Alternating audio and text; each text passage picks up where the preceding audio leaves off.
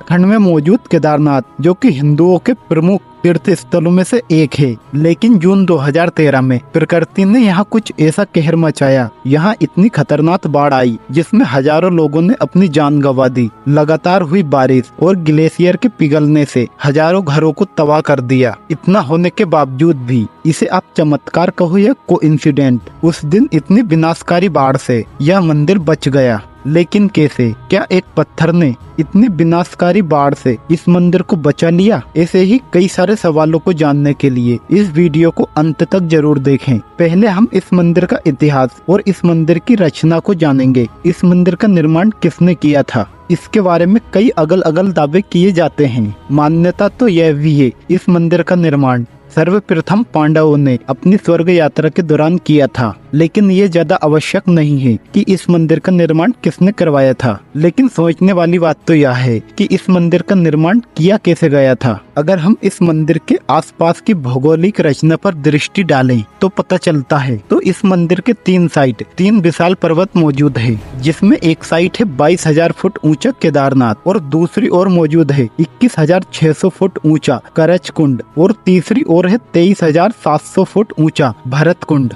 इन पहाड़ों से निकलने वाली नदियां भी इस मंदिर के पास से होकर गुजरती है। आज भी इस मंदिर के पास पहुंचने के लिए कई सारी दिक्कतों का सामना करना पड़ता है और इस इलाके में मौसम भी बहुत कठोर होता है। कभी ज्यादा बर्फ गिरती है तो कभी ज्यादा बारिश। ऐसे में मन में यह सवाल तो आता ही होगा कि कैसे 1200 साल पहले इतना भव्य और सुंदर मंदिर बनाया होगा। 2013 में आई बाढ़ ने केदारनाथ के आसपास के गांवों को ध्वस्त कर दिया था। हजारों लोगों को अपनी जान गंवानी पड़ी और हजारों घर बाढ़ में बह गए। लेकिन इतना सब कुछ होने के बावजूद भी इस मंदिर के एक भी पत्थर को यह बाढ़ उखाड़ नहीं पाई। हालांकि इस मंदिर की सामने वाली दीवार को थोड़ा नुकसान हुआ है और इस दीवार में मामूली सा झुकाव भी आया है, मगर ये झुकाव मामूली सा है, इसे सामान्य आंखें नहीं देख सकती। और मंदिर का यह नुकसान मामूली सा है यहाँ के अगल बगल क्षेत्र से। और सोचिए, आज से 1200 साल पहले बना यह मंदिर इतनी भयंकर प्राकृतिक आपदा से कैसे बच गया। और यह तो आज की बात है, सैकड़ों साल पहले मौसम और भी भयावह होता था।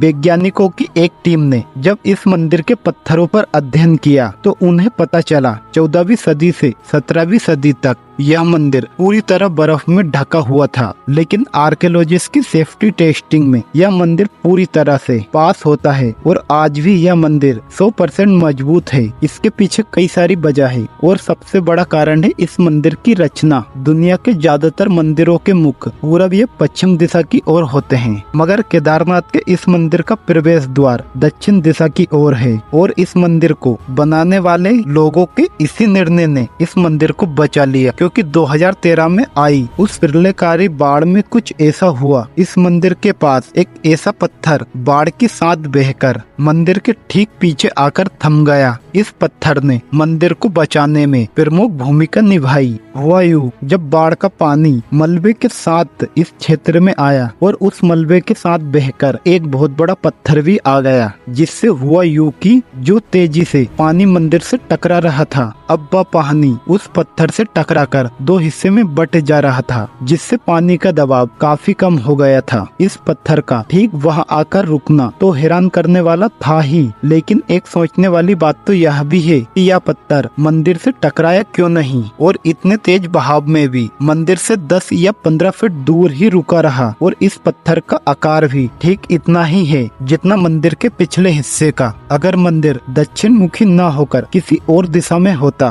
तो शायद मंदिर का बच पाना कुछ मुश्किल होता और 2013 में आई इस बाढ़ में यह मंदिर बर्बाद हो गया होता। और एक विशेष बात, जो पत्थर इस मंदिर में इस्तेमाल किया गया था वो पत्थर कहीं दूर से इंपोर्ट करवाया था, क्योंकि ऐसा पत्थर यहाँ आसपास मौजूद ही नहीं है। और क्या पता 2013 की बाढ़ में इस मंदिर को जिस पत्थर ने बचाया था, क्या पता वो भी इस मंदिर के रचनाकारों ने पहले से ही मंदिर से कुछ किलोमीटर दूर रखवा दिया हो। शायद उन्हें पहले ही ऐसा कुछ अंदाजा लग गया हो। क्या पता कभी न कभी इन पहाड़ों से सैलाब बेकर आएगा और क्या पता यह पत्थर मंदिर को बचा ले। और आपको क्या लगता है, क्या सच में यह एक चमत्कार है या कोइंसिडेंट है? हमें कमेंट करके जरूर बताएं और हमारे साथ जुड़ने के लिए इस चैनल को सब्सक्राइब कर लें। और अब फिर मिलेंगे एक ऐसे ही किस्से के साथ।